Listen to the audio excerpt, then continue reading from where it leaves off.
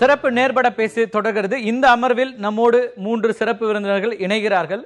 டெல்லியில 18வது நாளாக தொடர்கிறது விவசாயிகளுடைய இந்த போராட்டம் என்பது. பல தலைவர்களும் அவர்களை சென்று சந்தித்து அவர்களுக்காக ஒரு ஆதரவை தெரிவித்துக் கொண்டிருக்கிற நிலையில பல மாநிலங்களில் உத்தரப்பிரதேசம் உள்ளிட்ட மாநிலங்களுடைய விவசாய சங்கங்களும் அவர்களை சந்தித்து ஆதரவை தெரிவித்துக் கொண்டிருக்கிறார்கள். இன்னைக்கு காங்கிரஸ் கட்சியினுடைய துணைத் தலைவர் ராகுல் காந்தி நேரடியாக சென்று அவர்களுக்கு தன்னுடைய ஆதரவை தெரிவித்திருக்கிறார். அவர் வைத்திருக்கிற குற்றச்சாட்டு என்பதும் ஒரு விவாத பொருளாக மாறி இருக்கிறது. மத்திய அரசாங்கம் கார்ப்பரேட்டுகளுக்கு கடன் தள்ளுபடி செய்கிறது. 1,40,000 கோடி ரூபாயை கடன் தள்ளுபடி செய்யும் போது விவசாயிகளுக்கு செய்யக்கூடாதா உள்ளிட்ட பல்வேறு விமர்சனங்களையும் அவர் முன்வைத்திருக்கிறார். இது குறித்து விவாதிக்க இருக்கின்றோம். இந்த அமர்வில் நம்மோடு இணைகிறார்கள் பாரதிய ஜனதா கட்சியினுடைய செய்தி தொடர்பாளர் திரு கனக சபாபதி இங்கே நம்மோடு அரங்கத்தில் இணைகிறார். அதே போல காங்கிரஸ் கட்சியினுடைய மூத்த தலைவர்கள் ஒருவரான திரு பீட்டர் அல்போன்ஸ் தன்னுடைய இல்லத்திலிருந்து நம்மோடு இணைகிறார். டெல்லியிலிருந்து இந்த போராடுகின்ற விவசாயிகள் சங்கத்தின் சார்பாக திரு தினேஷ் நம்மோடு இணைகிறார். அனைவரையும் வரவேற்கிறேன். திரு பீட்டர், உங்கள்கிட்ட இருந்து தொடங்கலாம். திரு ராகுல் காந்தியினுடைய இந்த குற்றச்சாட்டுகள், அவர் நேரில் சென்று இன்னைக்கு விவசாயிகளுக்கு ஆதரவை தெரிவித்திருக்கிறார். பாரதிய ஜனதா கட்சியினுடைய அணுகுமுறை மீது பல்வேறு குற்றச்சாட்டுகளை முன்வைக்கிறார். குறிப்பாக மத்திய அரசாங்கத்தினுடைய செயல்பாடுகள் அவர் ஒரு அதிருப்தியை வெளிப்படுத்துகிறார். உங்களுடைய முதல் கட்ட பார்வையிலிருந்து இந்த விவாதத்தை தொடங்குகிறேன். அதாவது கார்த்திகை செல்வன், பிரச்சனைகளுக்கு என்ன தீர்வு இருக்கிறதோ இல்லையோ, ஆனால் இந்திய நாட்டினுடைய 1 கோடி முனையிலிருந்து மறுகோடி முனைக்கு விவசாயத்தை முழு நேரமாக தொழிலாக எடுத்துக்கொண்ட விவசாயிகள் 18 நாட்கள் அங்கே வெயிலிலும் கொடுமையான வெப்பத்திலும் கிடந்து ஒட்டுமொத்த விவசாய சமூகத்திற்காக போராடி கொண்டிருக்கின்ற போது நம்முடைய மத்திய அரசிலே இருக்கின்ற நம்முடைய பிரதமர் பெரிய திட்டங்களையோ அல்லது அவர்கள் கேட்ட கோரிக்கைகளையோ உடனடியாக நிறைவேற்றவிட்டாலும் பரவாயில்லை, தன்னுடைய தூதுவராக பிரதமருடைய தூதுவர் என்று ஒருவரை அனுப்பி அவர்கள் மத்தியிலே சற்று பேச செய்திருந்தால், அல்லது அவர்களிடம் நாங்கள் பிரச்சனைகளை கவனிக்கிறோம், இதை ஆழமாக பரிசீலிக்கிறோம், முடிந்த அளவு உதவுகிறோம், நீங்கள் இவ்வளவு உடலை வருத்தி நீங்கள் கஷ்டப்பட வேண்டாம் என்று ஒரு வார்த்தை சொல்லி இருப்பார் என்று சொன்னால், அது இந்த தேசத்திலே இருக்கின்ற ஒட்டுமொத்த விவசாயிகளை மதிக்கின்ற, அவர்களை போற்றுகின்ற, அவர்களுடைய புண்பட்டு இருக்கின்றவர்கள் மனத்தை ஆற்றுப்படுத்துவதற்காக செய்கிற ஒரு முயற்சி என நாம் ஏற்றுக்கொள்ள முடியும். ஆனால் மத்திய நிதித்துறை அமைச்சர் சந்தித்தார். இந்த போராடுகின்ற விவசாயிகளுடைய பிரதிநிதிகளை மத்திய நிதித்துறை அமைச்சர் சந்தித்திருக்கிறார், அருண்ஜேட்லி சந்தித்திருக்கிறார். அதே போல வேளாண் அமைச்சர் ராதா மோகன் சிங் சந்தித்திருக்கிறார். தொடர்ந்து மத்திய அமைச்சர்கள் சந்தித்துக் கொண்டுதானே இருக்கிறாங்க. திரு பொன்னார் நேரடியாக அங்கே சென்றார், களத்தில் அவரும் போய் பார்த்து பேசினார். அதனால மத்திய அரசாங்கம் அவர்களோடு பேசவே இல்லை அப்படிங்கிற ஒரு குற்றச்சாட்டை முழுமையாக எடுத்துக்க முடியுமா? நான் மத்திய அரசு அவர்களோடு பேசவே இல்லை என்கிற குற்றச்சாட்டை வைக்கல. இது ஒவ்வொரு முறையும் இந்த சந்திப்புக்கு இந்த விவசாயிகளைத்தான் அமைச்சர்களிடம் அழைத்து கொண்டு போய் கோரிக்கை கொடுக்கின்றவர்களாக அவர்களது அலுவலகத்தின் வெளியே நிறுத்தி வைத்து, இங்க இருந்து போன நம்முடைய நடிகர் சங்கத்தை சார்ந்த விஷால் போன்றவர்களுக்கு எப்படிப்பட்ட அவமானம் இழைக்கப்பட்டது என்பது 2 நாட்களாக பத்திரிகைகளிலே பெரிய செய்தியாக நம்முடைய மரியாதைக்குரிய நிதித்துறை அமைச்சர் அருண்ஜேட்லி அவர்கள் நம்முடைய தமிழ்நாடு கொண்டாடுகின்ற ஒரு புகழ்பெற்ற நடிகரையும் அவரோடு சென்ற திரைப்பட நடிகர் சங்க பிரதிநிதிகளையும் உட்கார சொல்வதற்கு கூட மனமில்லாதவர்களாக 2 நிமிடங்கள் நிப்பாட்டி வைத்து பேசி அனுப்பிய செய்தி பரவலாக ஊடகங்களில் வந்த பிறகுதான் அதை சமாதானப்படுத்துவதற்கும் சரி கட்டுவதற்காகவும் தான் பிறகு மீண்டும் அவரை விவசாயிகளை கூட்டிக் கொண்டு போனார்கள். நான் அதை சொல்லவில்லை. இன்று ராகுல் காந்தி அவர்கள் அங்கே போய் அவர்களோடு அவர்களாகவே உட்கார்ந்து அவர்கள் மத்தியிலே பேசுகின்ற போது கோரிக்கைகள் நிறைவேறுகிறது இல்லையோ, அவர்களுக்கு நம்முடைய கோரிக்கைகளை பற்றி கேட்பதற்காவது ஒரு பெரிய மனிதர், ஒரு தலைவர் வருகிறாரே என்கிற ஒரு மன ஆதங்கமாவது அவர்களுக்கு இருந்திருக்கும். அதை கூட பாரதிய ஜனதா கட்சி அவர்களுக்கு கொடுக்க தயாராக இல்லை. அதைத்தான் ராகுல் காந்தி அவர்கள் சுட்டிக்காட்டியிருக்கிறார். ஒருவேளை நம்முடைய உள்துறை அமைச்சர் ராஜ்நாத் சிங் அவர்கள் தலைமைச் செயலகத்துக்கு போகும்போதோ பாராளுமன்றத்திற்கு போகும்போதோ ஒரு 5 நிமிடங்கள் இந்த விவசாயிகள் மக்கத்திலே உட்கார்ந்து இதை பற்றியெல்லாம் நாங்கள் பேசுகிறோம், நீங்கள் கவலைப்படாதீர்கள், நீங்கள் தயவு செய்து இந்த போராட்டத்தை கைவிடுங்கள் என்பதை போன்ற ஒரு கோரிக்கை வைப்பார்கள் என்று சொன்னால் அது விவசாயிகளுக்கு ஒரு ஆறுதலாக இருக்கும். ஆனால் அதை செய்வதற்கு இந்த அரசாங்கம் தயாராக இல்லை. அது எதுவாக இருந்தாலும் சரி, ஒருபுறம் நண்பர் பொன் ராதாகிருஷ்ணன் அவர்கள் எங்கெல்லாம் வருகிறாரோ அதற்கும் அவர் கொடுக்கிற வாக்குறுதிகளுக்கும் எந்த சம்பந்தமும் இல்லை என்பதை கடந்த பல நாட்களாக பார்த்து வருகிறோம். நெடுவாசலில் போய் ஹைட்ரோ கார்பனை பற்றி அது வரவே வராது என்று சொன்னார். அதற்கு 4வது நாளில் அதற்கான ஒப்பந்தத்தை கையெழுத்து போடுகிறார்கள். இதை பற்றியெல்லாம் நாம் பல நேரங்களிலே சொல்லிக் கொடுக்கிறோம். ராகுல் காந்தி அவர்கள் இதை அருமையாக சுட்டிக்காட்டியிருக்கிறார். ஏனென்றால் 3 தினங்களுக்கு முன்பு நடந்த கேபினெட் மீட்டிங்ல கூட பவர் செக்டாருக்கு கொடுக்கப்பட்ட பல்லாயிரக்கணக்கான கோடி கடன்களை எப்படி தள்ளுபடி செய்வது என்பதை பற்றி தான் நம்முடைய அமைச்சரவையிலே பேசியிருக்கிறார்.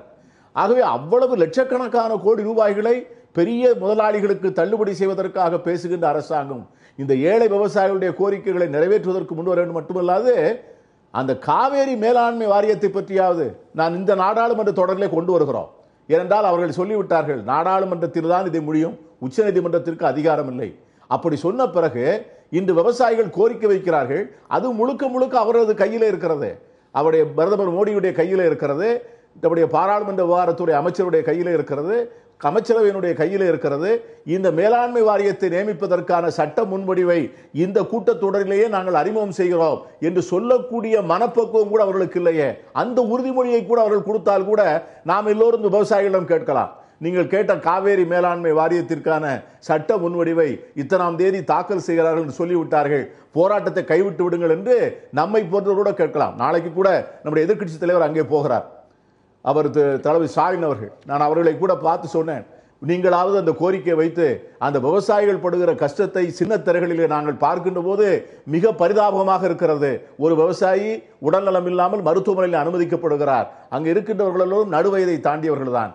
அவர்கள் எத்தனை நாள் இப்படி போராட்டம் நடத்த வேண்டும் என்று மத்திய அரசு எதிர்பார்க்கிறது. இது எல்லாவற்றிற்கும் மேலாக நம்முடைய முதலமைச்சர், தமிழகத்தினுடைய முதலமைச்சருக்கு எல்லா வேலைக்கும் நேரம் இருக்கிறது.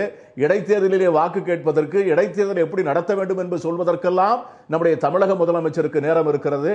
ஒரு விமானத்திலே போய் அடுத்த விமானத்திலே திரும்பி வந்து விடலாம். அந்த விவசாயிகளுக்கு முதலமைச்சரே வந்தார் என்று ஒரு ஆறுதல் இருக்கும். முதலமைச்சரே வந்திருக்கிறாரா என்று மத்திய அரசும் அதை உற்று பார்க்க சொல்லும். அந்த உதவியை கூட செய்வதற்கு இந்த முதலமைச்சருக்கு மனமில்லை என்று சொன்னால் மத்திய மாநில அரசுகள் கூட்டு சேர்ந்து விவசாயிகளுக்கு எதிராக சதி செய்வதாகத்தான் நான் நினைக்கிறேன். 2-3 கேள்விகள் இருக்கிறது. நீங்க வைக்கிற குற்றச்சாட்டுகளை விவசாயிகளுடைய தரப்பிலிருந்து நான் சரி என்று எடுத்துக்கொள்கிறேன். திரு ராகுல் காந்தி அங்கேயே செல்லும் போது ஒரு உணர்வுபூர்வமாக என்னுடைய ஒரு அழுத்தத்தை கொடுக்கிறேன், ஒட்டுமொத்த இந்தியாவினுடைய ஒரு பார்வையை திருப்புகிறேன் என்பதாக அதை எடுத்துக்கொள்ளலாம். ஆனால் திரு ராகுல் காந்தியும் 18வது நாளில் தான் சென்றிருக்கிறார். அதுக்கு முன்னதாகவே மத்திய அரசாங்கத்தினுடைய பிரதிநிதிகள் பார்த்திருக்கிறார்கள், அதை மறுக்க முடியாது. அதே போல காங்கிரஸ் கட்சியினுடைய தலைவர்கள், பிரதிநிதிகள் எப்போது போய் பார்த்தார்கள் என்பதும் கூட விவாதத்துக்குரியதாக இருக்கிறது. ஆனால் இதையெல்லாம் சொல்லி மத்திய அரசாங்கம் ஏன் நேரில் சென்று பார்க்கவில்லை என்கிற உங்களுடைய கருத்தை நான் மறுக்க விரும்பவில்லை. அது அழுத்தமான அந்த கேள்வி இருக்கிறது. அந்த கேள்வி காங்கிரஸ் கட்சியினுடைய தலைவர்களுக்கும் பொருத்தமாக இருக்கிறது என்பதாகத்தான் இருக்கிறது. நம்ம தொடர்ந்து பேசலாம். இணைப்பில் இருங்க. நேரடியாக திரு கனக சபாபதி, திரு பீட்டர் அவர்கள் குறிப்பிட்டது தமிழ்நாடு காங்கிரஸ் கட்சி தலைவர் தங்கபால் அவர்கள் பார்த்திருக்கிறார். நம்ம தொடர்ந்து பேசலாம். நிறைய இருக்கு, அதுல விவாதிப்பதற்கு நிறைய இருக்கு. நீங்க இல்லத்திலிருந்து பேசுறதுனாலதான் நான் குறுக்கிட விரும்பாம இருந்தேன். ஏன்னா அது தொடர் பேச்சுகளுக்கு நம்ம இடையூறா இருக்குன்ட்டு. நிச்சயமா அதுல விவாதிக்க நிறைய இருக்கு. நான் தொடர்ந்து உங்கள்கிட்ட வர்றேன். திரு பீட்டர் நேரடியான ஒரு குற்றச்சாட்டை வைக்கிறார். ஒரு விவசாயிகள் 18 நாட்களாக தமிழ்நாட்டிலிருந்து இன்னொரு முனைக்கு போய் எல்லோருமே 60 வயசுக்கு மேலானவர்கள், வயது மூப்பு அடிப்படையில் அவங்களுக்கு நிறைய பிரச்சனைகளை சந்திக்கக்கூடிய ஒரு இடத்துல மத்திய அரசாங்கம் நேரில் அவங்களை சென்று சந்திப்பதில், ஒரு அமைச்சர் ஒரு முக்கியமான பொறுப்பில் இருக்கிற ஒருத்தர் போய் பேசுவதில் என்ன சிக்கல் இருக்க முடியும்? அதுல என்ன ஈகோ பார்க்க போறோம்?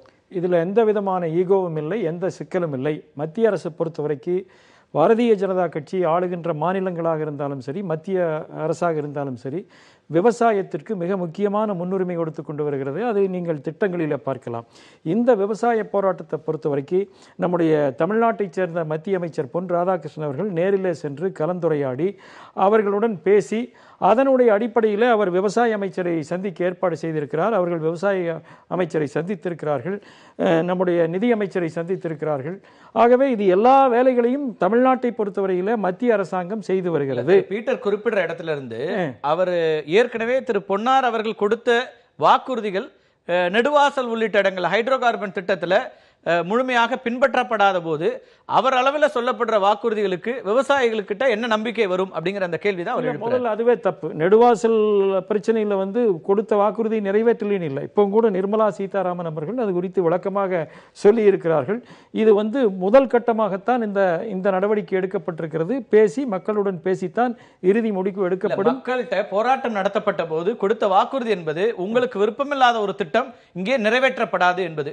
அவர்கள் விருப்பமில்லாத இல்லாத திட்டம் என்பதுல உறுதியாக சொல்லிதான் அதுக்கு பிறகு உங்கள் மீது நம்பிக்கை வைத்து தங்களுடைய போராட்டத்தை தற்காலிகமாக வாபஸ் வாங்கினாங்க. ஆனால் இன்னைக்கு இந்த ப்ராசஸ்ல தான் இருக்கு அப்படின்னா அந்த திட்டத்தை எடுத்து நடத்துகின்ற அந்த நிறுவனம் சொல்லுகிறது, ஜெம் நிறுவனம் சொல்லுது 6 மாதத்தில் நிச்சயமாக இந்த திட்டம் தொடங்கப்படும் என்று. இதுவரைக்கும் மத்திய அரசாங்கத்திலிருந்து எந்த மறுப்பும் இல்லாத போது அப்ப விவசாயிகளுக்கு என்ன நம்பிக்கை வரும் அப்படிங்கிற அந்த கேள்வி இருக்குல்ல. மத்திய அரசு சார்பாக நிர்மலா சீதாராமன் அவர்கள் 3 நாட்களுக்கு முன்னால் இதற்கு விளக்கம் கொடுத்திருக்கிறார்கள். இது மக்களுடன் பேசி முடிவு செய்யக்கூடிய விஷயம். ஏற்கனவே பேசப்பட்டது தானே. ஆமா, இப்ப மறுபடியும் அவங்க சொல்லி இருக்கிறாங்க, அந்த உத்தரவாதத்தை மறுபடியும் சொல்லி இருக்கிறார்கள். இந்த ஒவ்வொரு ப்ராசஸ்லயும் நீங்க மீண்டும் மீண்டும் மக்கள்கிட்ட பேசி மக்கள் ஒவ்வொரு முறையும் மறுக்கும் போது ஆனா அந்த ப்ராசஸ் அடுத்த கட்டத்தை நோக்கி நடக்கும். அப்படி செய்ய மாட்டோம். அதாவது மக்களினுடைய விருப்பத்தின் பேரில், உதாரணமா லாரி ஸ்ட்ரைக் இப்ப நடந்துட்டு இருக்குது. லாரி ஸ்ட்ரைக்ல 2 பிரச்சனை முன்வைத்தாங்க. ஒரு பிரச்சனை உடனே ஏற்றுக்கொள்ளப்பட்டது, இன்னொரு பிரச்சனை பரிசீலனை சோதனை செய்து சொல்லுகிறோம் என்று சொல்லி இருக்கிறார்கள். ஆக அப்படியெல்லாம் ஏமாற்றக்கூடிய அரசாங்கம் அல்ல. இரண்டாவது, ஒரு விவசாயத்துறை பற்றி ராகுல் காந்தியினுடைய விஜயத்தை பற்றி சொன்னார். ராகுல் காந்தி எங்கெங்கெல்லாம் போயிட்டு இருக்கிறாருங்கிறது நமக்கு நல்லா தெரியும்.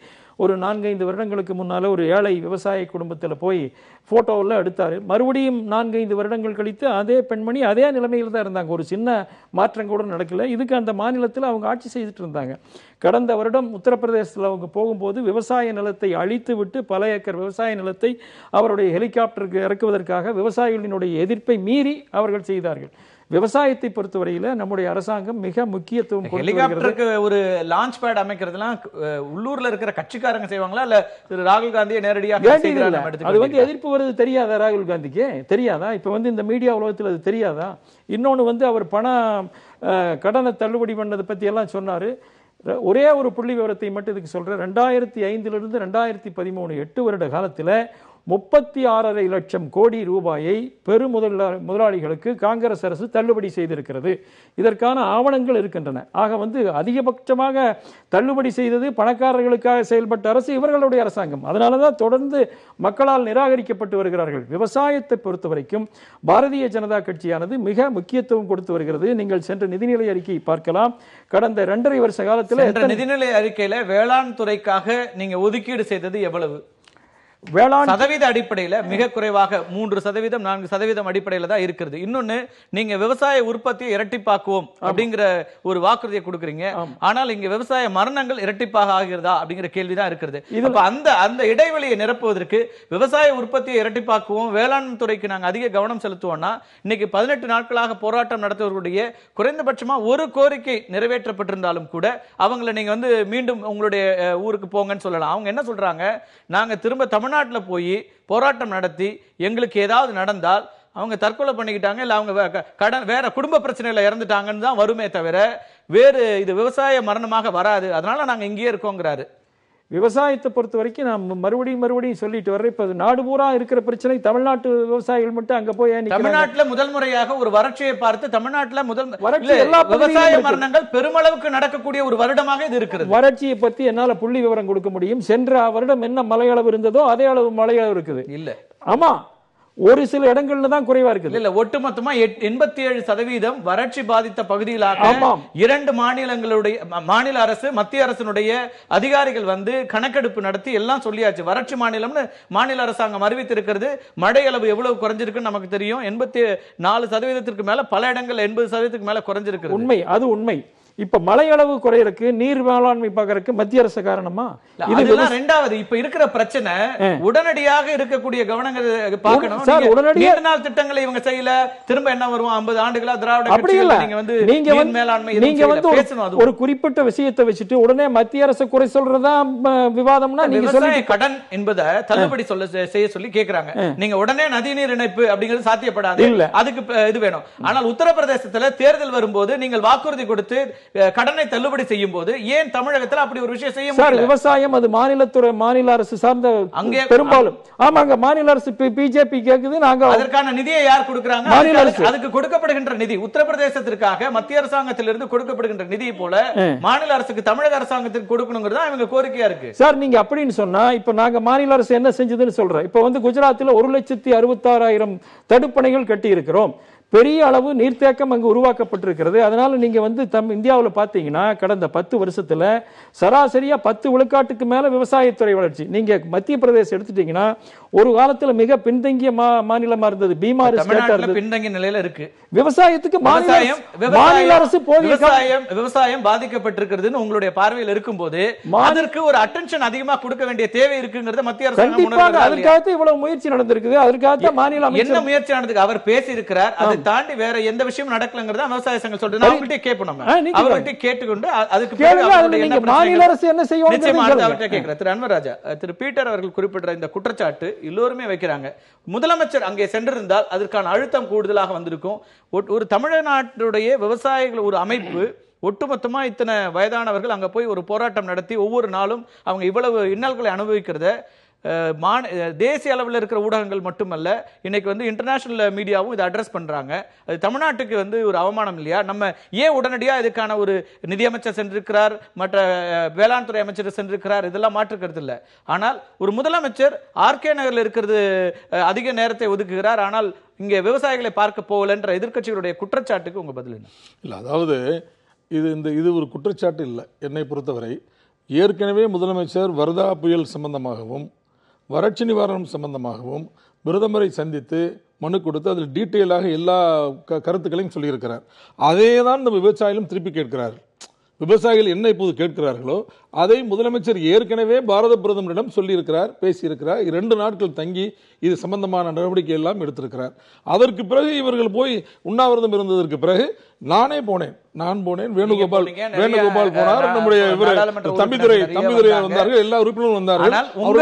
நீங்க மாநில அரசாங்கம் வைத்த கோரிக்கைகளை தான் விவசாயிகள் வைக்கிறாங்க அப்படின்னா, முதலமைச்சர் ஒரு இப்ப ராகுல் காந்தி போனது வந்து அவங்களுக்கு ஒரு மாரல் சப்போர்ட் அப்படின்னு திரு பீட்டர் சொல்ற மாதிரி முதலமைச்சர் போய் அவர்களோடு அமர்ந்திருக்கலாமே, அதற்கு என்ன சிக்கல் இருக்க போது? அவர் எவ்வளவு நேரம் அதனால அதுக்கு நேரம் எடுத்துட்டு போகுது? முதலமைச்சர் கோரிக்கையின் அடிப்படையில் தான் நம்ம முதலமைச்சர் விவசாயிகள் ஒருவேளை வந்திருக்க முடியும்ல. இல்ல திரும்பி அவங்க வந்து நீங்களே கோரிக்கை வைக்க மத்திய அரசாங்கத்திட்ட நான் அழுத்தம் கொடுக்கிறேன், நான் பேசுறேன், வாங்க நம்மளே போய் சந்திக்கலாம். அதே கேட்டோம். அந்த அவற்றை நம்ம இவற்றை விவசாய ஐயா கண்ணவர்கள்ட்ட அப்படி கேட்டோம். மாநில அரசாங்கத்தின் மீது எங்களுக்கு எந்த கோரிக்கையும் இல்லை. மாநில அரசாங்கம் எல்லா கோரிக்கைகளும் நிறைவேற்றி இருக்கிறது. மாநில அரசாங்கத்தை எதிர்த்து நாங்கள் போராடவே இல்லை. அதனால தான் நாங்கள் டெல்லிக்கு வந்திருக்கிறோம். எங்களுக்கு வேண்டியது கடன் தள்ளுபடி செய்ய வேண்டும், வறட்சி நிவாரணம் கொடுக்க வேண்டும், இந்த நதிநீர் பங்கீடை செய்ய வேண்டும். இப்படித்தான் அவர்கள் விவசாயிகளுக்கு மாநில அரசாங்கத்தின் மீது எந்த எதிர்பார்ப்பும் இல்லை, மாநில அரசாங்கத்தின் மீது எந்த அதிருப்தியும் இல்லை. எல்லாமே மத்திய அரசாங்கம் தான். மத்திய அரசாங்கத்தின் மீது போராடத்தான் நாங்கள் வந்திருக்கிறோம் அவர் சொன்னது. அவர் சொன்ன வாக்கு இது எல்லா வீடியோக்களிலும் பதிவாகி இருக்கிறது. இல்ல, நம்ம தொடர்ந்து பதிவு பண்ணிட்டு இருக்கோம் விவசாய சங்கங்களுடைய போராட்டத்தை, அதுவும் டெல்லி போராட்டத்தை தொடர்ந்து பதிவு பண்ணிட்டு எல்லாம் வந்திருக்கிறது. அவர் முதலமைச்சர் சொல்லித்தான் முழுமையாக மாநில அரசாங்கம் ஒதுங்க முடியுமா? நாங்கள் ஒதுங்க முடியல, நாங்கள் ஒதுங்கவில்லை, அப்படி ஒதுங்க நினைக்கவும் இல்லை. அதனால தான் இந்த பிரச்சனையில் அதிகமான கவனம் எடுத்துக்கொண்டு இங்கிருந்து நம்முடைய விவசாயத்துறை அமைச்சர் துரைக்கண்ணு அவரையே நேரடியாக அனுப்பி வைத்து உங்களுக்கு என்னென்ன செய்ய வேண்டும் என்றெல்லாம் கேட்டு வந்திருக்கிறோம். என்னுடைய குற்றச்சாட்டு என்னவென்றால், நம்முடைய மாநிலத்தில் ஒரே ஆண்டில் புயலும் வந்திருக்கிறது, வறட்சியும் வந்திருக்கிறது. தமிழ்நாடு முழுவதும் வறட்சி மாநிலம் என்று அறிவிக்கப்பட்டிருக்கிறது. மத்தியிலிருந்து ஒரு குழு வந்து பார்வையிட்டு சென்றிருக்கிறது. 40,000 கோடி ரூபாய் வேண்டும் என்று நாங்கள் கேட்டிருக்கிறோம். இத்தனைக்கும் பிறகும் கூட நம்முடைய மாநிலம் இவ்வளவு புறக்கணிக்கப்பட்டால் எப்படி இந்த மக்களை நாம் காப்பாற்ற முடியும்? இதில் நமக்கு மாநில அரசாங்கத்திற்கு என்ன இருக்கிறது? மாநில அரசாங்கத்தினுடைய நிதிநிலை மிக மோசமாக இருக்கிறது. மோசமாக்கியதுங்கிறது இருக்கு. அப்புறம் ரெண்டாவது, நீங்களே சொல்றீங்க ஒரே ஆண்டுல நம்ம வந்து வெள்ளத்தையும் வறட்சியும் பாக்குறோம்னா, அப்ப நீர் மேலாண்மைங்கிறது பெரிய கேள்வியா இருக்குல்ல. ஒரு ஆண்டுல மிகப்பெரிய வெள்ளம், அதுல சேதம், அப்புறம் வறட்சி, அதுல நமக்கு பெரிய மேலாண்மை. நமக்கு மழை பெய்யவில்லை, அது ஒரு மிகப்பெரிய விஷயம். 140 ஆண்டுகளுக்கு பிறகு இவ்வளவு பெரிய மழை பெய்யாத முன்னாடி 139வது வருஷத்துல அவ்வளவு பெரிய வெள்ளங்க. அந்த வெள்ளத்துல வந்த தண்ணீரை நம்ம சேமிக்க முடியல. ஏற்கனவே சொன்னதை போல அது ஒரு நீண்டகால திட்டம். நீண்டகால திட்டத்தை நாம் செயல்படுத்த வேண்டும். இப்போது கூட காவிரியில் கூட நமக்கு 179 டிஎம்சி தண்ணீர் வர வேண்டும். ஜூன் மாதத்திலிருந்து டிசம்பர் மாதம் வரை 66 டிஎம்சி தான் வந்திருக்கிறது. ஆக எல்லா வகையிலும் நாம் புறக்கணிக்கப்படுகிற போது ஒரு மாநில அரசு என்ன செய்ய முடியும்? மாநில அரசாங்கம் இப்படி ஒதுங்கி இருக்க முடியுமா? ஒதுங்கி இருக்க முடியாது. நாங்கள் ஒதுங்கி இருக்க முடியாது. மத்திய அரசாங்கத்திடம் விவசாயிகள் போராட்டம் என்பதே மாநில அரசாங்கத்தினால எதுவும் செய்ய முடியலங்கிறதுடைய வெளிப்பாடாக இருக்குது. நீங்க முழுக்க ப்ரொடெக்ட் பண்ணி நீங்க நிறுத்த முடியும்னா விவசாயிகள் ஏன் அங்க? மாநில அரசாங்கத்தில் செய்ய முடியாதுங்கிறதுக்காக போகவில்லை. மாநில அரசு தன்னால் முடிந்ததை எல்லாம் செய்து விட்டது. எங்கள் போராட்டம் மாநில அரசுக்கு எதிராக இல்லை, நாங்கள் மத்திய அரசாங்கத்துக்கு எதிராகத்தான் போராடுகிறோம். விவசாய சங்கத்தின் சார்பாக திரு தினேஷ் நம்மோடு இணைந்திருக்கிறார். அவர்கிட்ட கேட்கலாம். ஒரு சிறிய இடைவேளைக்கு பிறகு தினேஷ் உங்கள்கிட்ட வரேன். மத்திய மாநில அரசுகளுக்கு அவர்களுடைய கோரிக்கை வைக்கப்படுகிறதா அல்லது மத்திய அரசு தான் உங்களுடைய கோரிக்கையை பார்க்க வேண்டும், மத்திய அரசினுடைய சார்பில் தான் நாங்க கேட்கிறோம், அவங்கள்ட்ட தான் டிமாண்ட் பண்றோம், மாநில அரசாங்கம் எல்லாம் செய்துவிட்டது என்கிற திரு அன்வர் ராஜாவுடைய கருத்துக்களுக்கும் உங்கள்கிட்ட பதில் கேட்க வேண்டியிருக்கிறது. ஒரு சிறிய இடைவேளைக்கு பிறகு நேர்பட பேசி தொடரும்.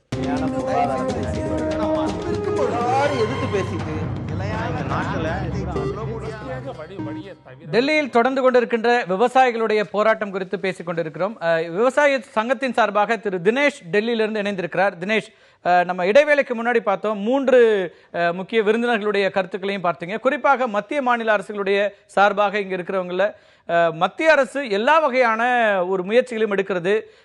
அமைச்சர்களை, மூத்த அமைச்சர்களை சந்திக்க வைத்திருக்கிறார் திரு பொன் ராதாகிருஷ்ணன். அப்படியெல்லாம் இருக்கும்போது வேறு என்ன விதமான எதிர்பார்ப்பு உங்களுக்கு இருக்கிறது? தொடர்ந்து இந்த போராட்டத்தை தொடர்ந்து கொண்டிருப்பதற்கு எதற்காக? மாநில அரசின் சார்பாக எங்கள் சார்பாக எந்த பிரச்சனையும் இல்லை, விவசாய சங்கத்தினரே சொல்றாங்க மத்திய அரசாங்கத்துக்கு எதிராகத்தான் அவர்களுடைய போராட்டம் அமைந்திருக்கிறதுன்னு. அதுதான் உண்மையா?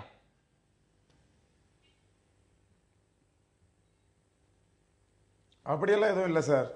நாங்கள் மாநில அரசாகட்டும் மத்திய அரசாகட்டும் விவசாயிகளை 2ஆம் தர குடிமக்களாக நினைக்கிறாங்க. முதல்ல பதிவு பண்ண விரும்புகிறேன். 2வதா எங்கள் கோரிக்கையெல்லாம் மாநில அரசு நிறைவேற்றிட்டதாகவும் நாங்கள் இதுக்கு மேலே இருக்கிற கோரிக்கைகள் எல்லாமே மத்திய அரசு தான் பழியை தட்டி கழிச்சுக்கிறாங்க மாநில அரசு. ஆனால் அது உண்மை இல்லை.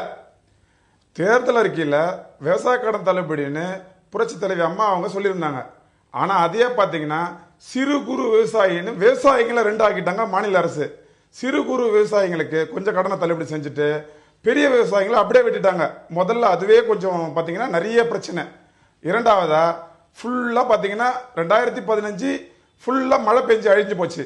இப்போ 2016 2017 பார்த்தீங்கன்னா காஞ்சி அழிஞ்சு போச்சு. இப்போ நிலத்தடி நீர் போனீங்கன்னா எந்த டிஸ்ட்ரிக்ட் போனீங்கன்னாலும் 400 அடி 500 அடி போயிடுச்சு.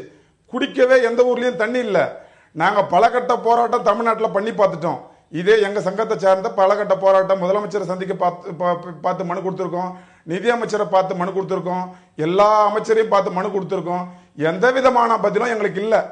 இல்லாத பட்சத்தில் தான் நாங்கள் எங்கள் வாழ்வாதார விவசாயிகளோட மரணம் அதிகரிச்சுட்டே இருக்கிற காரணத்தினால 200 100 300 400 தாண்டி போகிற பட்சத்தில் விவசாயமே தமிழ்நாட்டில் அழிஞ்சு போயிடுன்ற நிலைமையில் வந்த பிறகுதான் நாங்கள் ஒரு மாநில செயற்குழு கூட்டி எங்கள் சங்கத்தில் நாங்கள் டெல்லி போய் மத்திய அரசுக்கிட்டையாவது எங்கள் குறையை சொல்லி அவங்களாவது தயவு பண்ணி எங்கள் குறையை நிறைவேற்றி எங்கள் கடனெல்லாம் தள்ளுபடி பண்ணுவாங்க, எங்கள் வாழ்வாதாரத்துக்கு வழிவகுப்பாங்க அப்படின்ற மாதிரி டெல்லி வந்தோம். இந்த அரசாங்கம் கூப்பிடுறாங்க, நிதியமைச்சர் கூப்பிடுறாங்க, பேசுறாங்க, பார்க்கலான்னு சொல்றாங்க, விட்டுடுறாங்க. மறுபடியும் ராதாமோகன் சிங் விவசாயத்துறை அமைச்சர் கூப்பிடுறாங்க, பேசுறாங்க, பார்க்குறோம் பேசுறோங்கிறாங்க, கொண்டு விட்டுடுறாங்க. பொன் ராதாகிருஷ்ணன் அவங்க ஒரு நாள் வந்தாங்க, நீங்க போராட்டத்தை கைவிடுங்க, எல்லாத்துக்கும் பிரச்சனைக்கு தீர்வு கிடைக்கும் அப்படின்னு சொன்னாங்க.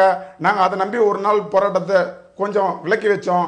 மறுநாள் வரைக்கும் எந்த பதிலும் இல்லை. மறுபடியும் நாங்கள் போராட்டத்தை தொடர்ந்தோம். மறுபடியும் எங்களுக்கு எந்த பதிலும் இல்லை. மறுபடியும் நடிகர்கள் வந்தாங்க, எங்களுக்காக உதவி பண்றதுக்காக வந்தாங்க, ரொம்ப கஷ்டப்பட்டு வந்தாங்க. மறுபடியும் நிதியமைச்சரை போய் பார்த்தாங்க. பார்த்ததுக்கு அவங்களுக்கும் எந்த ரெஸ்பான்சிபிலிட்டியும் இல்லை. மறுபடியும் மீண்டும் நாங்கள் போய் விவசாய சார்பாக நாங்கள் போய் திருச்சி சிவா அவங்க எம்பி அவங்க போய் கூட்டு போய் காட்டினாங்க, பேசணும். மறுபடியும் அதே பதில் தான் வந்தது. குறைந்தபட்சமா என்ன செய்யணும்னு எதிர்பார்க்கறீங்க? உங்களுடைய கோரிக்கைகள் பல கோரிக்கைகளை முன் வச்சிருக்கீங்க, மத்திய அரசாங்கம் தொடர்ந்து கேட்குது ஆனால் செய்யவில்லை அப்படிங்கிறீங்க. முதன்மையான கோரிக்கையாக என்னென்ன விஷயங்களை நீங்க எதிர்பார்க்கறீங்க, உடனடியாக செயல்படுத்த முடியும் மத்திய அரசு அல்லது மாநில அரசு இதையெல்லாம் செய்யலாம்னு என்ன எதிர்பார்க்கறீங்க?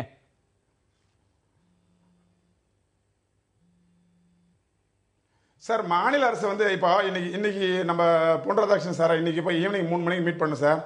3 மணிக்கு மீட் பண்ண சொல்ல அவர் என்ன சொல்றாருன்னா, நாங்கள் ட்ரவுட்டு கேட்டிருந்தோம், அதாவது உங்களோட கோரிக்கை தான் என்ன, ஏதாவது 2-1 நிறைவேற்றுங்க சார், எங்களால் இதை முடியல. முக்கியமான 2 கோரிக்கை, விவசாய கடன் தள்ளுபடி, நிவாரணம், இன்சூரன்ஸ், அதை பண்ணுங்க சார் அப்படின்னு கேட்டால் என்ன சொல்றாருன்னா, இன்சூரன்ஸுக்கு நீங்கள் பிரீமியம் செலுத்தின தொகையை உங்கள் அரசாங்கம் மத்திய அரசாங்கத்துக்கு செலுத்தலை, நீங்க போய் உங்க தமிழ்நாடு ஸ்டேட் கவர்மெண்ட்டை கேளுங்க. ஒரே வார்த்தை, முடிஞ்சு போச்சு. 2வது, விவசாய கடன் தள்ளுபடியா உங்களுக்கு மட்டும் இல்ல, எல்லா மாநிலத்திலையும் இந்த பிரச்சனை இருக்குது, இதை இப்போதைக்கு பண்ண முடியாது. 2 முடிஞ்சு போச்சு. காவேரி மேலாண்மையை அமைக்கணும் சார், அதுக்கான ப்ராசஸ் போய்கிட்டு இருக்கு, பார்க்கலாம். இதான் சார் இன்னைக்கு அவர் பதில். இவர் வந்து பிரீமியம் தொகை கட்டலன்னு நம்ம மத்திய அமைச்சர் இணையமைச்சர் சொல்றாரு. இங்க நம்ம தமிழக அமைச்சர் நிதி அமைச்சர் வந்து சொல்றாரு, நாங்க பிரீமியம் தொகை செலுத்திட்டோம், மத்திய அரசாங்கம் தான் வந்து வறட்சி வந்து கொடுக்கல, கம்மியா கொடுக்குறாங்க, இன்னும் அதிக கொடுக்கறதுக்கு நாங்க அழுத்தம் கொடுத்துக்கிட்டு இருக்கோம் அப்படின்னு சொல்றாங்க. இவங்க 2 பேருமா சேர்ந்து விவசாயிகளை ஒரு கிள்ளுக்கிரியா நினைச்சு பேசிக்கிட்டு இருக்காங்க. இதோட உண்மை என்னன்னு தெரியல. இன்னமும் நிறைய பேர் சாகணும்னு எதிர்பார்க்கறாங்களா, இல்ல செத்தாலும் ஒரு 1000-2000 பேர் செத்தாவது அவங்களுக்கு மனசு வருமா, இல்ல வர முடியுமா முடியாதா? ஏன் எங்களை பாரத பிரதமர் ஏன் எங்களை பார்க்க மறுக்கிறாரு? First question. செகண்ட் கொஸ்டின், ஏன் எங்க தமிழ்நாட்டோட முதலமைச்சர் நூற்றுக்கணக்கான விவசாயி கால் உடைஞ்சி கை உடைஞ்சி செத்து போற நிலைமையில ஹாஸ்பிட்டல் லூஸ் மோஷன் பல பிரச்சனையால ஒரு ஒரு ஒரு ஒரு இன்னைக்கு ஒரு காக்கா குருவி செத்து போனா கூட இறக்கப்படுற உலகத்துல இருக்கும் சார். நம்ம அந்த உலகத்துல இருந்துகிட்டு ஒரு மனுஷன் ஒரு தமிழன் இவ்வளவு கஷ்டப்படுறான் அப்படின்னு ஒரு நிமிஷம் கூட நம்ம முதலமைச்சர் ஏன் சார் சிந்திச்சு பார்க்கல? ஏன் எங்களை வந்து பார்க்க கூடாதா? ஏன் நாங்க இரண்டாம் தர குடிமக்களா? நாங்க வாழவே கூடாதா? எங்க வாழ்வாதாரம் அழிஞ்சியே போயிடணுமா? நாங்க எங்களெல்லாம் சாவடிச்சுட்டு இவங்கள எங்க சார் போக போறாங்க? எங்க சார் சாப்பாட்டுக்கு போவாங்க? சொல்லுங்க. தொடர்ந்து பேசலாம் தினேஷ், இணைப்புல இருங்க, தொடர்ந்து பேசலாம். திரு அன்வராஜா, நீங்க மாநில அரசாங்கம் எல்லாம் செய்து விட்டது, இனிமே மத்திய அரசாங்கத்தினுடைய பிரச்சனை தான் இது, அதனாலதான் டெல்லியில போராட்டம் நடத்துகிறார்கள் சொன்னீங்க. வெளிப்படையாக சொல்கிறார், மத்திய அரசு மட்டுமல்ல மாநில அரசாங்கம் மீதும் எங்களுக்கு அவநம்பிக்கை ஏற்பட்டிருக்கிறது, மாநில அரசாங்கமும் இதையெல்லாம் செய்யவில்லை அப்படிங்கிற அந்த குற்றச்சாட்டை நேரடியாக முன்வைக்கிறார். அங்க போராட்டத்தில் ஈடுபட்டிருக்கிறவர் தான். போராட்டத்தில் ஈடுபட்ட அந்த போராட்ட குழுவினுடைய தலைவர் சொன்ன வார்த்தையை தான் நான் உங்களிடம் இப்போது சொன்னேன். இப்ப அவர் தன்னுடைய பிரச்சனைகளை அடுக்கி இருக்கிறார் வெளிப்படையாக உங்கள் முன்னாடி வைக்கும் போது. இதற்கு மாநில அரசாங்கம் என்ன செய்கிறது? இன்சூரன்ஸ் பண்ண இப்ப அவங்க கேட்கறது தான், மத்திய அரசாங்கத்திட்ட சொன்னா அவங்க இதெல்லாம் சொல்றாங்க, முக்கியமான 2-3 கோரிக்கைகளையாவது நிறைவேற்றுங்கள் அப்படின்னு கேட்கும் போது மாநில அரசாங்கம் இன்சூரன்ஸ் பணங்களை கட்டிவிட்டது என்று எங்களுடைய நிதியமைச்சரே சொல்லியிருக்கிறார், நாங்கள் செலுத்தி இருக்கிறோம் என்று சொல்லியிருக்கிறார். மத்திய அரசு அதனுடைய காம்பன்சேஷனை கொடுத்து விவசாயிகளுக்கு அதை கொண்டு வந்து சேர்க்க வேண்டும். முதலமைச்சர் சந்திப்பதுல என்ன பிரச்சனை? அவரும் அதான் கேட்கிறாரு, நாங்க இவ்வளவு தூரம் கஷ்டப்பட்டு இருக்கோமே, இந்த சிக்கல் எல்லாம் இருந்துட்டு இருக்கமே, தொடர்ந்து வைக்கிற கோரிக்கை வந்து காவேரி மேனேஜ்மெண்ட் போர்டு அமைக்கணும், கம்ப்ளீட்டா இந்தியாவுக்கு பூரா வந்து இதை தள்ளுபடி பண்ணணும். இதெல்லாம் முதலமைச்சர் செய்ய வேண்டிய வேலை இல்லையே. தமிழக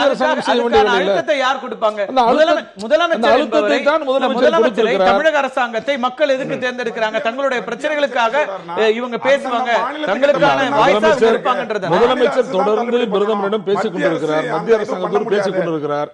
நிச்சயமாக இது இந்த பிரச்சனை இப்படி தொடர்ந்து இனிமேல் நேரில் போய்தான் இது பேச வேண்டும் என்கிற சூழ்நிலை வருகிற போது கண்டிப்பாக போவார். அந்த சூழல் எப்போது வரும்? 18 நாட்கள் ஆயிடுச்சு, அதுதான் அவர் கேட்கிறாரு. 18 சூழல் இல்ல, 18 நாட்களாக நாங்க பேசாம இருக்கிறோம். முதல் அந்த இடத்திற்கு போன அரசியல் தலைவர்களே வந்து அதிமுக தான்.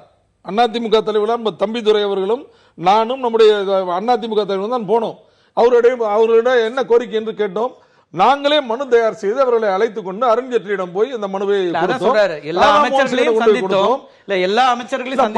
மறுபடியும் திருப்பி நம்முடைய முதலமைச்சர் நீங்க முதலமைச்சர் தானே இவர் அனுப்புறார். நம்ம விவசாயத்துறை அமைச்சர் துரைக்கண்ணு அனுப்பி இங்கிருந்து அவரும் தம்பிதுரை அழைத்து கொண்டு போய் அங்கு போய் இருந்து என்ன எல்லாமே பார்த்தாங்க. ஆனா கோரிக்கையில ஒண்ணு கூட அடுத்த கட்டத்துக்கு நகரல. அப்ப நாங்க என்ன நம்பிக்கையில திரும்ப வந்து அவர் சொன்ன கோரிக்கையில் மாநில அரசாங்கம் செய்ய வேண்டிய கோரிக்கை என்பது இந்த இன்சூரன்ஸ் தொகையை கட்டுவது. அந்த மாநில அரசு தொகையை கட்டிவிட்டதாக நம்முடைய நிதியமைச்சர் ஸ்டேட்மெண்ட் கொடுத்து விட்டார். ஆக மத்திய அரசு தான் அதை செய்ய வேண்டும். பொன்னார் அப்படி வரலன்றாருங்கிறது தான் அவர் சொல்ல வர விஷயம். நீங்க திரு கனகசபா, அவர் வந்து தினேஷ் ஒரு முக்கியமான விஷயம் சொன்னார், நீங்க அதை கவனிச்சிருக்கலாம். அவர் வந்து நீராதாரம் குறைந்திருக்கிறது என்று சொன்னார். நீராதாரம் குறைவதற்கு நம்முடைய தமிழ்நாட்டில் தொடர்ந்து வரக்கூடிய மணல் கொள்ளையும் தூர்வாராமல் இருப்பதும் நீர் மேலாண்மை இருப்பது தான் காரணம். பெரியவர் மதிப்புக்குரிய நாடாளுமன்ற உறுப்பினர் அவர்கள் 2 தகவல்களை சொன்னார்கள். அது உண்மையான தகவல் அல்ல. உதாரணமாக இந்த வறட்சி நிவாரணம் வந்து ஏன் தாமதம் அப்படின்னு சொன்னாங்க. வறட்சி நிவாரணம் தாமதமாக இருக்கு, மத்திய அரசு வந்து ஒரு விஷயத்தை சொல்லி இருக்கிறது. இவர்கள் கொடுத்த விவரமே, மாநில அரசு கொடுத்த விவரமே தப்பு. உதாரணமாக திருவள்ளூர் மாவட்டத்தில் புள்ளியியல் துறையும் விவசாயத்துறையும் வெவ்வேறு தகவல்களை எவ்வளவு ஹெக்டேர் விவசாயம் பயிரிட்டப்பட்டிருக்கிறதுங்கிறதே தவறாக சொல்லியிருக்கிறாங்க. ரெண்டாவது வந்து இந்த 400 கோடி ரூபாய் மத்திய அரசு கொடுத்து விட்டது காப்பீட்டுக்கு, மாநில அரசு கொடுக்கவில்லை என்பதுதான் உண்மை. இன்னைக்கு மாநில நிதி அமைச்சர் அதை குறிப்பிட்டார், நாங்க மாநில அரசாங்கம் இதை கொடுத்துட்டோம் கொடுத்திருந்தா அப்ப பண்ணிக்குவாங்க. இன்னொரு உதாரணம் நான் கேட்கிறேன். இப்ப வந்து மத்திய அரசு அறிவித்திருக்காரு, இன்னைக்கு கொடுத்தோம் சொல்லல, இன்னைக்கு அறிவிச்சிருந்தா நல்லது, இவ்வளவு தாமதமாகவாவது அறிவிச்சிருந்தா நல்லது. நீங்க அந்த தாமதத்துல சொல்லும் போது நம்ம இதை ஏற்கனவே நிறைய விவாதிச்சிருக்கிறோம்.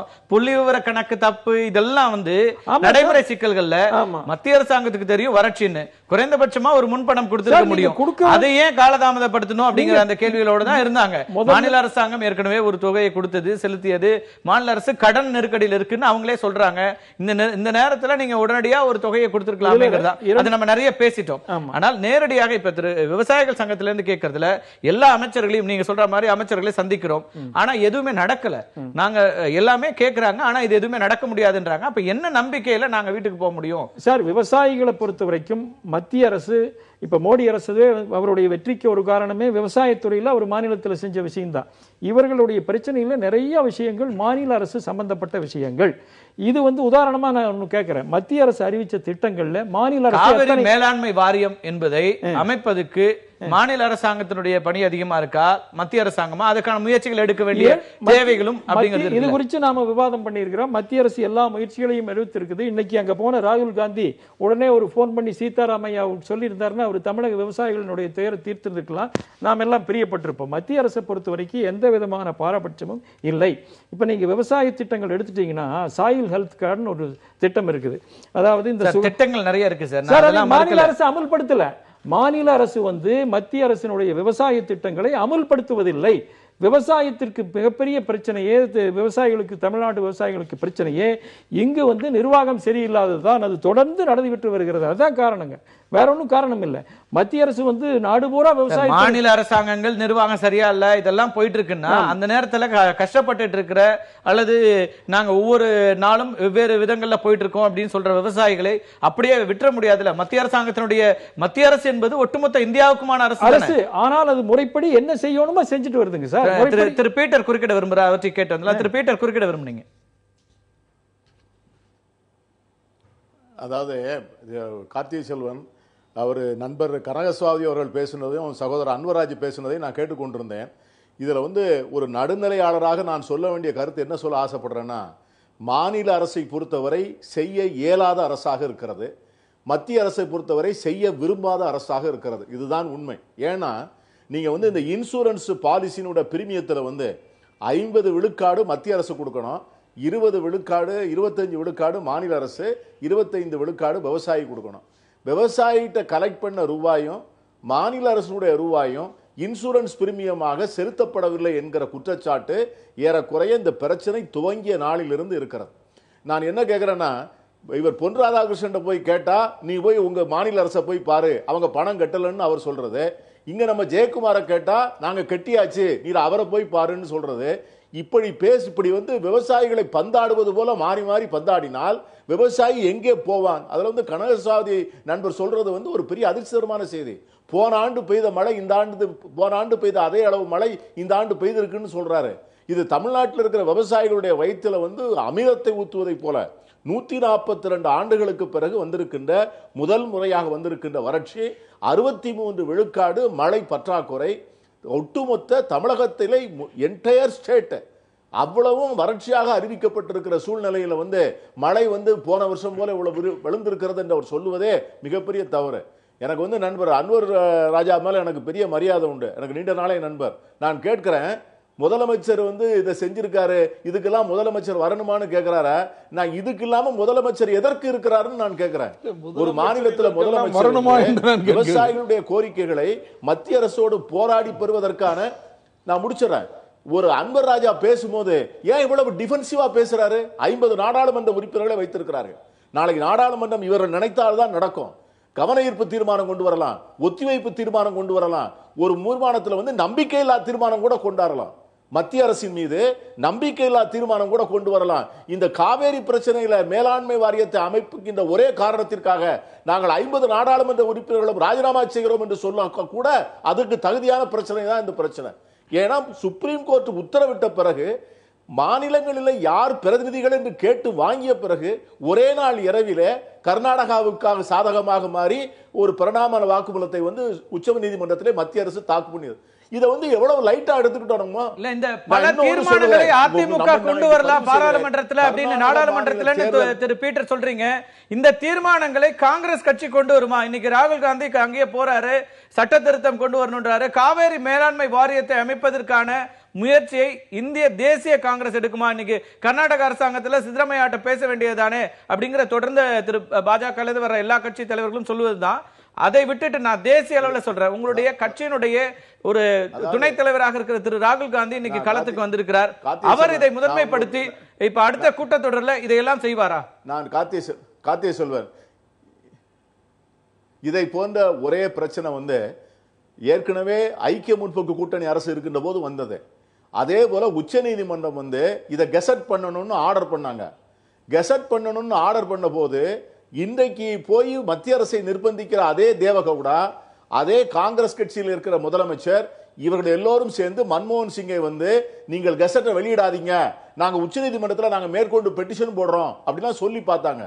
அப்பொழுது மன்மோகன் சிங் அவர்கள் மிக தெளிவாக சொன்னார், நானா செய்வது என்பது வேண்டுமானால் முடியாத காரியமாக இருக்கலாம், ஆனால் உச்ச நீதிமன்றம் உத்தரவிட்ட பிறகு நான் செய்வேன் என்றுதான் அவர் சொல்லி அதை கெசட்ல வந்து அன்றைக்கு மன்மோகன் சிங் பண்ணார். நான் இன்னைக்கும் சொல்லுகிறேன், கர்நாடகாவில் இருக்கிற காங்கிரஸ்காரர்கள் கர்நாடகாவுக்கு தான் போராடுவார்கள், கர்நாடகாவில் இருக்கிற பிஜேபி காரர்கள் கர்நாடகாவுக்கு தான் போராடுவார்கள்.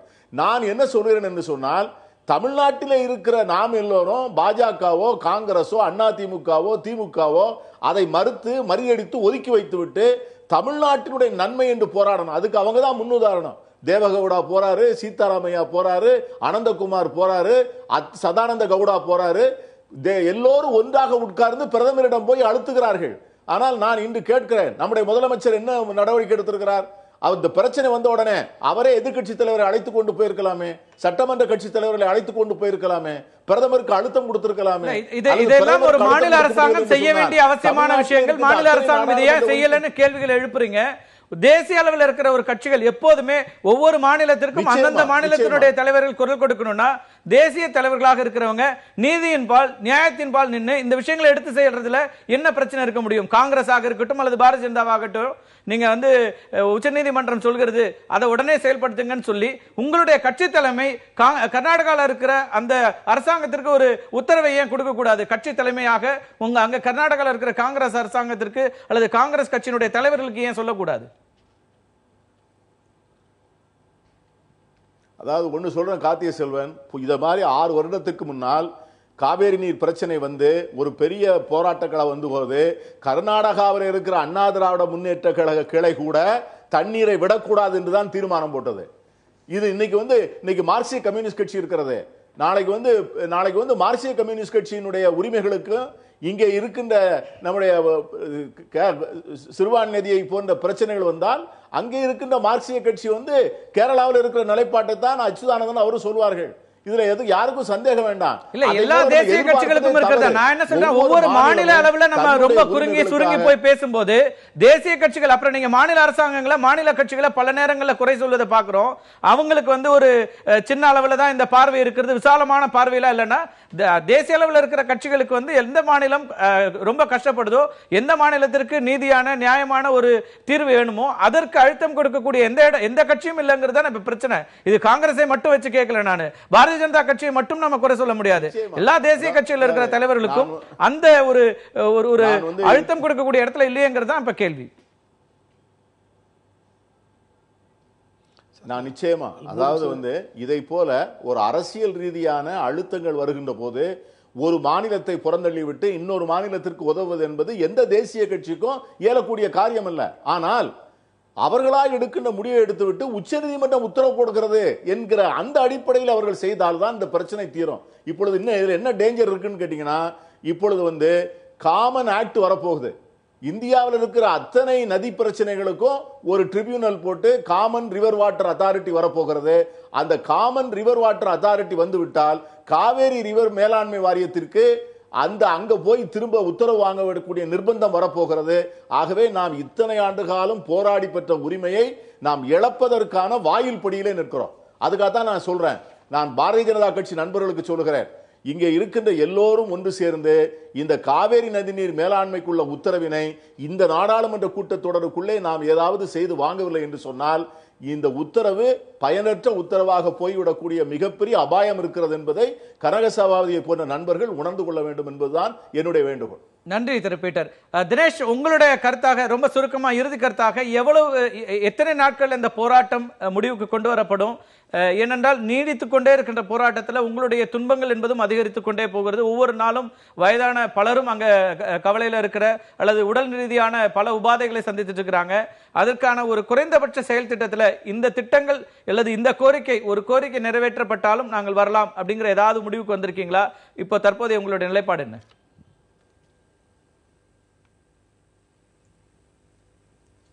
சார், எங்களோட முடிவு என்னன்னா, சார் சொன்ன மாதிரி இரண்டு மாநில அரசாங்கமும் மத்திய அரசாங்கமும் எங்களை பந்தாடுறாங்க. இதான் உண்மை, நிதர்சனமான உண்மை. இவங்க பந்தாடி அவரு அதான் சொன்ன ஃபர்ஸ்டே சொல்லிட்டேன், மறுபடியும் குறிப்பிட விரும்பல, மீண்டும் சொல்றேன். இவங்க இவங்க இப்படி சொல்றாங்க, அவங்க அப்படி சொல்றாங்க. எங்களோட கோரிக்கை என்னன்னா, நாங்க தமிழ்நாட்டில் வந்தாலும் வாழ்வாதாரத்துக்கு வழி இல்லை, சாப்பாட்டுக்கு வழி இல்லை. ஒன்று அங்க இருந்து வரும்போதே முடிவு பண்ணிட்டு தான் வரோம். ஒன்று செத்தா டெல்லியில செத்து போறது, இல்ல அவங்க திகார் ஜெயில போட்டு அனுப்பிச்சு விட்டாலும் திகார் ஜெயில போய் அது களி திங்கிறது, இல்ல செத்து போறது, இல்ல நல்ல முடிவோட வாழ்க்கைக்கு வாழ்வாதாரம் எங்களை மட்டும், எனக்கு மட்டும் இல்ல, எங்க சங்கத்துக்கு மட்டும் இல்ல, தமிழகத்தில் இருக்கிற அனைத்து விவசாயிகளுக்கும், அனைத்து நாங்க சேத்துல கால் வச்சா தான் சோத்துல கை வைக்க முடியும் இருக்கிறவங்களுக்கு அனைவருக்குமே சொல்றேன் நான். நாங்க எங்க கோரிக்கை எங்க எப்படி சொல்றதுன்னு தெரியல. எங்க கோரிக்கைகளை நிறைவேற்றணும்னா உங்களுடைய உணர்வுகளை என்னால புரிந்து கொள்ள முடிகிறது. ஆனால் இதுல எந்த கவலைப்படக்கூடிய எந்த ஒரு விஷயமும் நடந்துடக்கூடாது அப்படிங்கறதுலதான் எல்லோருடைய கவலையும் இருக்கிறது. தொடர்ந்து பேசலாம் அடுத்தடுத்த நாட்கள்ல. விரைவில் உங்களுக்கான ஒரு தீர்வு எட்டப்படணும். உங்களுடைய இந்த போராட்டம் என்பது கைவிடப்பட வேண்டும். அதற்கான தீர்வை நோக்கிய விஷயங்கள்ல அரசுகள் ஈடுபடணுங்கிறதா நம்முடைய பார்வையாக இருக்கு. தினேஷ், உங்க கருத்துக்களுக்கு நன்றி. தினேஷ், இல்ல உங்களுடைய ரொம்ப சுருக்கமா, மத்திய அரசாங்கம் இப்ப இந்த 2 அரசாங்கங்கள் கையில தான் இருக்கு. அவங்களுடைய போராட்டத்தை கூடிய விரைவில் முடிவுக்கு கொண்டு வருவதற்கான முயற்சிகள் எடுக்க வேண்டும் அப்படிங்கறதா. புதிய விமர்சனங்களுக்குள்ள போக வேண்டாம், ரொம்ப சுருக்கமா. இல்ல, பதில் ஒன்று மட்டும் சொல்லி, நான் விவசாய குடும்பத்தை சேர்ந்தவன். அதனால விவசாயிகளுடைய பிரச்சனை நன்றாக தெரியும். இந்த வறட்சியை பற்றியும் கூட நான் சொன்ன ஒரே விஷயம் வறட்சி இல்லைன்னு நான் சொல்லலை, வறட்சி இருக்குது. போன வருடம் வார்தா அந்த சமயத்தில் புயல் வெள்ளம் வந்த சமயத்தில் நிறைய தண்ணிகள் வீணாகி போன, அதுதான் சொல்ல வந்தேன். இப்போ சகோதரர் பீட்டர் அல்போன்ஸ் சொன்ன மாதிரி விவசாயிகளினுடைய பிரச்சனைக்காக எல்லா கட்சிகளினுடன் சேர்ந்து பணியாற்றுவதற்கு பாரதிய ஜனதா கட்சி தயாராக இருக்கிறது. ஆனால் இந்த பிரச்சனையை பொறுத்தவரையில் இது மாநில அரசு சார்ந்த பிரச்சனை. இதற்கான குறைகள் எல்லாமே மாநில அரசிடம் இருக்கிறது. இருக்கிற தலைவர்கள் மாநில அரசாங்கத்தையும் அழைத்துக் கொண்டு முதலமைச்சரையும் அழைத்துக் கொண்டு போய் மத்தியில நீங்களே பேசி அதை ஒரு முடிவு கொண்டு வரலாம். அதைத்தான் செஞ்சுட்டு வருது மத்திய அரசு, செஞ்சுட்டு வருது. நீங்க தனியா ஒரு அமைச்சர் போறாரு, மாநில அரசாங்கத்துடைய பொறுப்புன்றீங்க, 2 பேரும் வாங்க பேசி அழைத்து போய் பேசலாம். அண்ணா இருக்காரு, நாடாளுமன்ற உறுப்பினர் சொன்னாருன்னா வரலாம். திரு அன்வர், உங்களுடைய இறுதியான சுருக்கமான கருத்து. திரு பீட்டர் அவர்கள் எல்லாம் குறிப்பிட்டது போல இப்ப இது ஒரு நீங்க தொடர்ந்து அனைத்து கட்சிகளையும் எதிர்கட்சிகளையும் அரவணைத்து போய் இதுக்காக தமிழ்நாட்டுக்காக பிரச்சனைகளை அழுத்தமாக சொல்றதுல எப்பவுமே தயாராக இல்லை அப்படிங்கிற ஒரு பிரச்சனை. தமிழ்நாட்டுக்கான பிரச்சனைகளை முன்னெடுத்து செல்வதில் எங்கள் அம்மா அவர்களை தவிர ஒரு அரசியல் தலைவர் தமிழ்நாட்டில் இதுவரை இருந்ததில்லை. அவங்க இல்ல அப்படி இல்ல, நான் அப்படி சொல்ல. அவர் சொல்ற பீட்டர் அல்போன்ஸ் சொல்றாரு, இந்த பிரச்சனையை காவிரியினுடைய இது கமிட்டி தீர்ப்பளித்ததற்கு பிறகு 5 வருடம் மன்மோகன் சிங் தானே முதலமைச்சராக இருந்தாரு, பிரதமராக இருந்தாரு. அவர் அந்த இதை கெசட் நோட்டிபிகேஷன் வரவே இல்லையா? கெசட் நோட்டிபிகேஷனுக்கு மறுபடியும் நீதிமன்றத்திற்கு சென்று நீதிமன்றம் சொன்னது நியாயமானது. அவர் என்ன சொல்றாருன்னா, நீதிமன்றம் சொன்ன பிறகாவது திரு மன்மோகன் சிங் அதை தள்ளி போடல, உடனே செய்தார். ஆனால் இப்ப இருக்கிற பாரதிய ஜனதா கட்சி அப்படி செய்யலங்கிறது அவர் சொல்ற குற்றச்சாட்டு. அரசியல் ரீதியான அழுத்தங்கள் வந்தது, ஆனால் நீதிமன்றம் வந்த பிறகு நீதிமன்ற தீர்ப்பை அவர் அமல்படுத்தினார். 8 வருஷம் தாமதம் பண்ணாங்க. இன்னொன்னு மன்மோகன் சிங் சொன்னார், விவசாயி விவசாயத்தை விட்டு போய் வேற வேலை பாருங்கன்னு சொன்னாரு. இல்ல, அது முழுமையாக விவாதிக்கப்பட வேண்டிய விஷயம். ஒரு லைன்ல சொல்லும் போது அதுக்கான வேறு விதமான அர்த்தங்கள். மாநில அரசாங்கத்தை பொறுத்தவரை விவசாயிகளுக்கு எல்லா விதமான நன்மைகளை மிக அதிகமாக செய்து வருகிறோம். ஒன்று, இந்த விஷயத்தில், இந்த போராட்டம் சம்பந்தமான விஷயத்தில் இன்னும் அழுத்தம் கொடுத்து மாநில அரசாங்கம் உடனடியாக அந்த நிதியமைச்சர் அறிவித்த தொகை அந்த தொகையை உடனே அங்கு போய் சேர்ந்திருக்கிறதா என்பதை மீண்டும் பார்த்து அதற்குரிய நிவாரணம் இந்த விவசாயிகளுக்கு கிடைப்பதற்கு வேண்டிய நடவடிக்கையை நிச்சயமாக எடுக்கும். விவசாயிகளை பொறுத்தவரைக்கும் குறைந்தபட்சமாக கடன் தள்ளுபடி என்பதாகத்தான் அவருடைய கோரிக்கை இருக்கிறது. 2013 முதலமைச்சராக இருந்தபோது ஜெயலலிதா அவர்கள் கடன் தள்ளுபடி செய்தார்கள். ஆனால் இப்போது கடன் நீண்டகால கடனாக மாற்றப்பட்டிருக்கிறது. மத்திய அரசாங்கத்திடமிருந்தும் கூட அந்த கோரிக்கையை தான் வைக்கிறார்கள். மிக விரைவில், கூடிய விரைவில் மத்திய மாநில அரசுகள் இந்த கோரிக்கைகளில் ஏதாவது ஒரு சிலவற்றையாவது ஏற்றுக்கொண்டு இந்த போராட்டத்தை விரைவில் முடிவுக்கு கொண்டு வர வேண்டும் என்பதுதான் அத்தனை பேருடைய விருப்பமாக இருக்கிறது. மீண்டும் ஒரு நிகழ்ச்சியில் சந்திக்கலாம் நண்பர்களே. நன்றி, வணக்கம்.